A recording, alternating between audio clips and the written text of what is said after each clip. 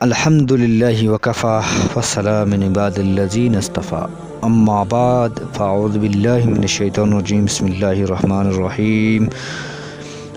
قال اللہ تعالی یا ایہا الناس اتقوا ربکم واخشوا یوما لا یجزی والد عن ولده ولا مولود هو جاز عن والده شیئا ان وعد اللہ حق فلا تغرنکم الحیاۃ الدنیا ولا یغرنکم باللہ الغرور۔ مذکورہ دو آیاتوں میں سے پہلی آیات میں مومن و کافر عام لوگوں کو خطاب فرما کر اللہ تعالیٰ اور قیامت کے حساب کتاب سے ڈرا کر اس کے لیے تیاری کی ہدایت کی گئی ہے۔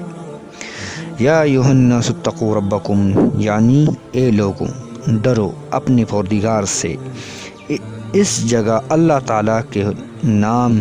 یا کسی دوسری صفات کے بجائے صفت رب کی انتخاب کرنے میں اشارہ اس طرف ہے کہ اللہ تعالیٰ سے خوف کا جو حکم ہے یہ وہ خوف نہیں جو کسی درندہ یا دشمن سے عادتاً ہوا کرتا ہے، کیونکہ اللہ تعالیٰ تو تمہارا رب اور پالنے والا ہے، اس سے اس طرح کا کوئی خطرہ نہیں ہونا چاہیے، بلکہ خوف سے مراد اس جگہ وہ خوف ہے جو اپنے بڑوں اور بزرگوں کی عظمت و حیثیت کی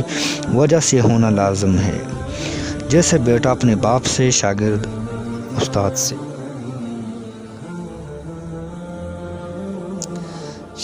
استاد سے ڈرتا ہے۔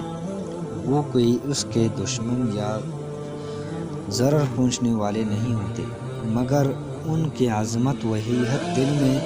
ہوتی ہے، وہی ان کو باپ اور استاد کی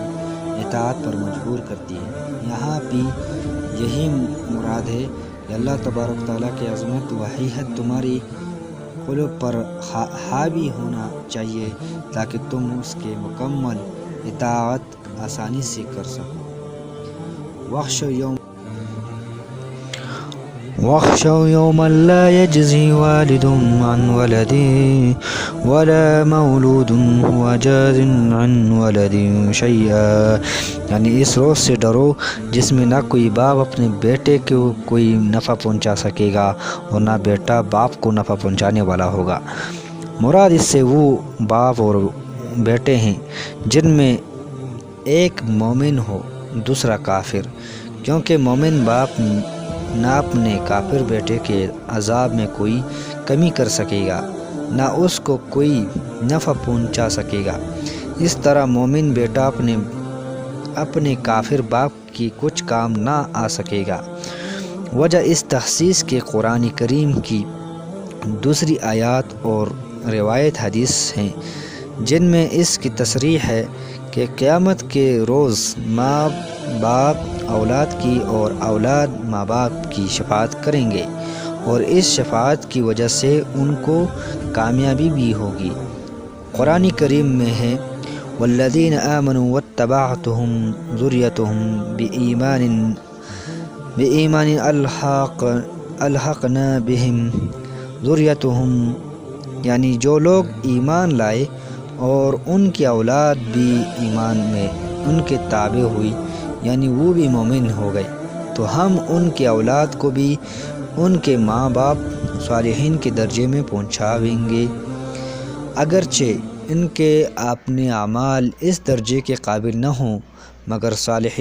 صالح والدین کی برکت سے قیامت میں بھی ان کو یہ نفع پہنچے گا کہ والدین کے مقام پر پہنچا دیا جائے گا، مگر اس میں شرط یہی ہے کہ اولاد مومن ہو، اگرچہ عمل میں کوئی کوتاہی ہوئی ہو۔ اس طرح ایک دوسری آیت میں ہے جنات عدن يدخلونها ومن صلح من آبائهم وازواجهم وذریاتهم، یعنی ہمیشہ رہنے کی جنتوں میں داخل ہوں گے اور ان کے ساتھ وہ لوگ بھی داخل ہوں گے جو ان کے ماں باپ، بیوی اور اولاد میں سے اس قابل ہوں گے، مراد قابل ہونے سے مومن ہونا ہے۔ ان دونوں آیاتوں سے ثابت ہوا کہ ماں باپ اور اولاد، اس طرح شوہر اور بیوی اگر مومن ہونے میں مشترک ہوں تو پھر ایک سے دوسرے کو معاشر میں بھی فائدہ پہنچے گا۔ اسی طرح متعدد روایات حدیث میں اولاد کا ماں باپ کی شفاعت کرنا منقول ہے۔ اس لیے آیات مذکورہ کا یہ ضابطہ کہ کوئی باپ بیٹے کو اور بیٹا باپ کو معاشر میں کوئی فائدہ نہیں پہنچا سکے گا، یہ اس صورت میں ہے کہ ان میں سے ایک مومن ہوگا، دوسرا کافر۔ تفسیر مظہری میں ہے۔